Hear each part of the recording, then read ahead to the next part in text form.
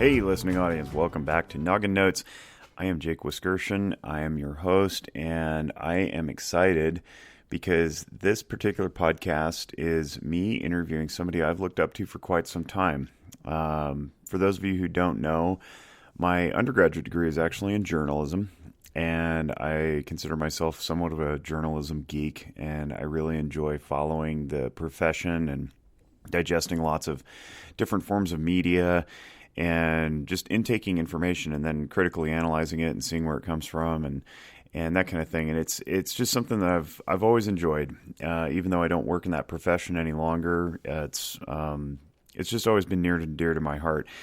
And so our guest today is a guy named Jon Ralston, who has been doing Nevada politics and news for many years, and he's always done it very, very well, I thought he was always very well polished and highly professional, and he turns out good content. And in the last couple of years, he's founded and run an organization called the Nevada Independent, which is an independent nonprofit newspaper that has done what I believe is an exceptional job in covering the things that matter most in Nevada. And I'm going to let him talk more about this throughout the course of the interview so that you can get a broader context of what it's like and the experiences of the profession and whatnot. And you may be wondering, does this have to do with mental health? Well, the way we intake our news media has an absolute effect on our psychological ability to respond to the environment. If we don't trust what we're being told, then we're going to be suspicious, and suspicion breeds fear, and fear breeds anxiety. And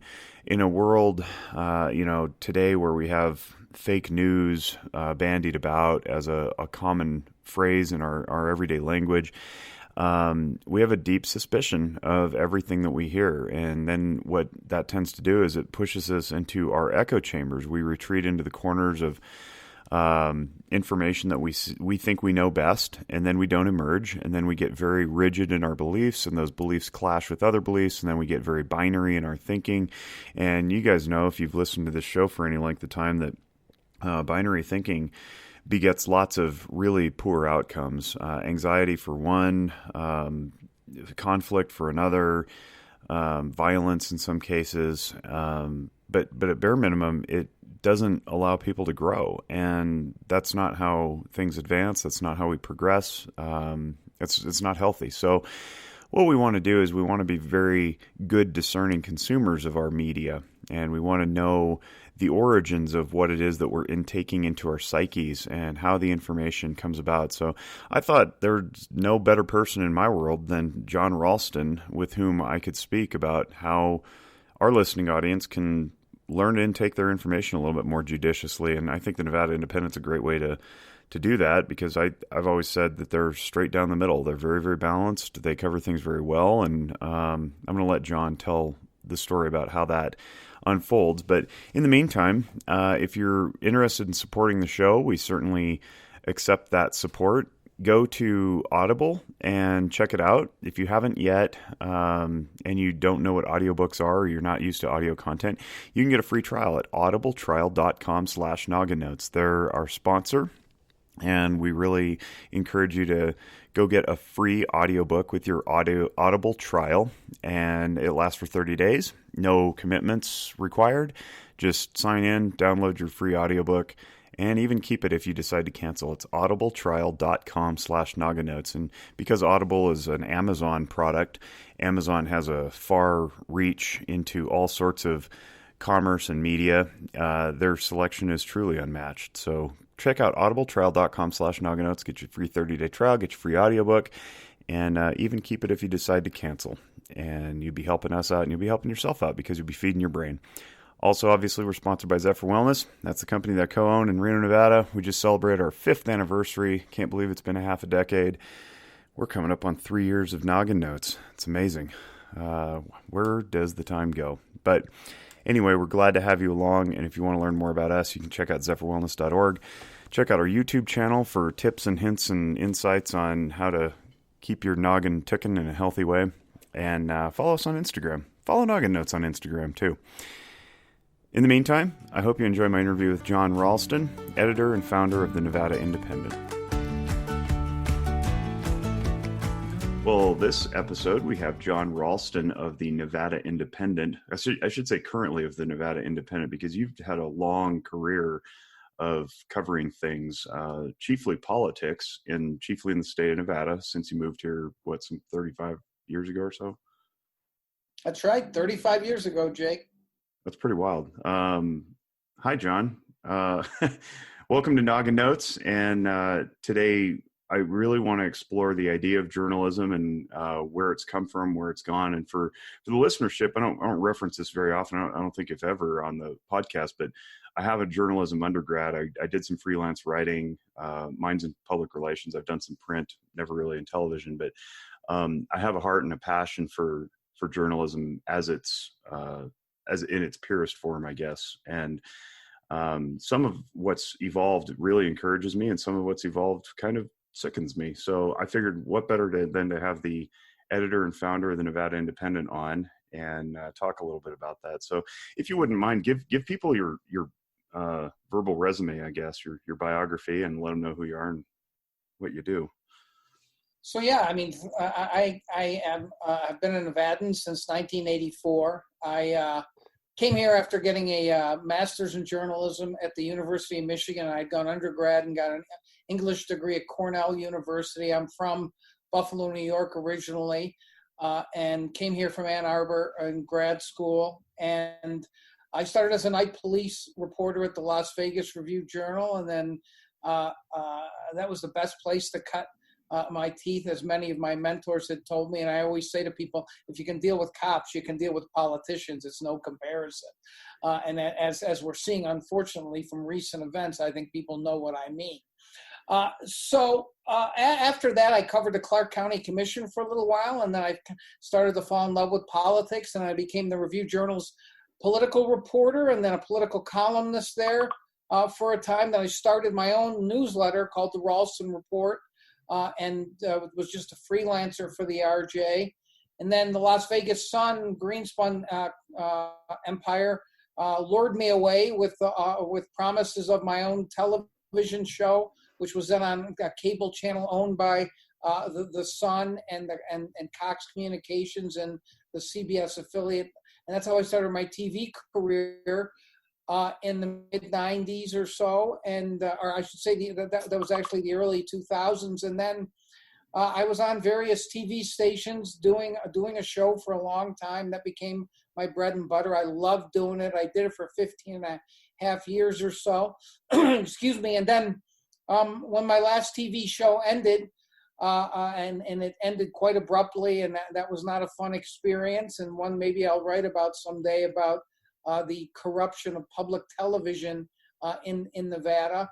I started thinking about what I wanted to do next, and I was getting older, and I decided the one thing I'd never done was to run my own news organization, and I figured I was now old enough to actually be able to do that and to mentor young journalists. And I decided to go with a nonprofit model for a variety of different reasons. I had to go out and raise some money, and once I did, I hired the 3 best young journalists in the state and an editor who was a good friend of mine and a reliable number 2, and off we went on January 17th of 2017. And 3.5 years later, almost, Jake, we're still alive, and it's by far the best thing I've ever done in journalism, and I'm working with the best people I've ever worked with.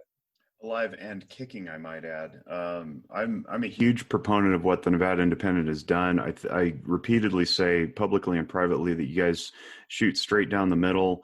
You don't declare any biases, because to my recollection, you don't have any, which is really great. And you do have an op-ed section, which is awesome, and there's lots of community views that are written in, and I think it's really what journalism should be. It's a reporting of the news, lightly touched up to create a story and a context, but without swaying opinion. And I couldn't be more thrilled that it's in my state and covering some of the most important topics we have. If you wouldn't mind, hover there for a second and explain to the audience that the difference between for-profit media and nonprofit media, which is what you're in right now. Yeah, the for-profit model in media was the only one that essentially existed up until a few years ago, 10 years ago is probably the right time frame, and that's media that and most people maybe don't even realize this, Jake, that a lot of these media companies made a lot of money through mostly through advertising, and then the model started changing, and advertising money wasn't what it was, and so a few nonprofits started up, being funded by donors, either individuals or corporations or foundations or some combination thereof. The Texas Tribune in Austin is the most successful of these. And Evan Smith, who I had interacted with on Twitter and had said that he really admired my work, was the person I went to first when I started thinking about a nonprofit site. And he gave me a lot of great advice. And so now we are in business through the generosity of donors. Every single one of our donors, from $5 all the way up to our major corporate sponsors, donors, is listed on the site. I believed in transparency from the beginning. I thought that was what we had to plant our flag on. And I'm so proud of being able to do that. And people can think what they want based on who our donors are. And I'm willing to answer questions of anyone, but no one has ever really questioned that my reporters or our organization's been swayed by any of those donors. And by the way, I've said this before, and it's still true 3.5 years later, none of our major donors have ever called to complain or to ask for stories to be killed or to be done, which is nice, because I know there are advertisers at other news organizations who have done that, and I know there are owners of various news organizations who dictate news or kill stories based on friendships or advertising. And so that has not been an issue for us. It is freeing in many ways to be able to be a nonprofit and operate the way that we do. Now, in case people are wondering, I get a salary. My number two gets a salary. I pay my reporters pretty well. At least I did up until the pandemic hit, and then I had to cut our budget in half. And by the way, I haven't taken a salary in more than 2 months, and so it's been tough. But our readers have come through, and we're still in business, and we have a decent amount of funding now in the bank at the current budget. But the current budget is not where I want to be, Jake. But my staff has stepped up. I think they are thrilled that no one lost his or her job during this time, and they have worked as hard and as productively as anyone, any staff you can name during this pandemic, and the coverage that they have produced has just left me in awe of their talents and work ethic. And I know people might get sick of me gushing about my staff, but it's real. I believe in them. They're not just great journalists; they're great human beings, and they believe in the mission. And I think of us as a family. So it's probably more than you wanted to know from that one question, but that's the answer. No, that's great. I gush regularly about my own staff here at Zephyr, and I refer to us as a family. And that's something that my partner, Lindsay, and I set out purposely to do, is to create a family type environment. And it's amazing what kind of loyalty that builds in through hard times. When people are faced with tough decisions, you can still execute and produce the product with a high degree of integrity when people are not just there for the paycheck, right? They're there for the mission and the purpose. So, I mean, this being a mental health podcast, when we talk about, psychological things, my hope was to discuss a little bit about what journalism's impact is upon the greater populace, certainly in America where we are, but also around the world, and maybe how it looks differently, and then certainly how it's evolved. So take us through what you've seen in your career. My education in undergrad came in the late 90s and early 2000s. So it's approximately 20 years old now. And the internet at that time was this thing that we were still discussing in classroom. Would it or would it not kill the physical paper? No, everybody's still going to want a physical paper because they want to swap flies or line their bird cage, or whatever it was. And so the practicality of the newspaper, as we've known it for many, many years, was apparently the thing that was going to save the industry. Now we've realized that that's largely, fallen by the wayside, in some cases, tragically. And now we're glued to our devices. And, I wake up in the morning and that's where I get my news. And my kid says, "Why are you still on your phone?" I'm like, well, if this were 2002, I'd be physically looking at a piece of paper and still ignoring you. Help people understand what we talk all about, the importance of journalism. What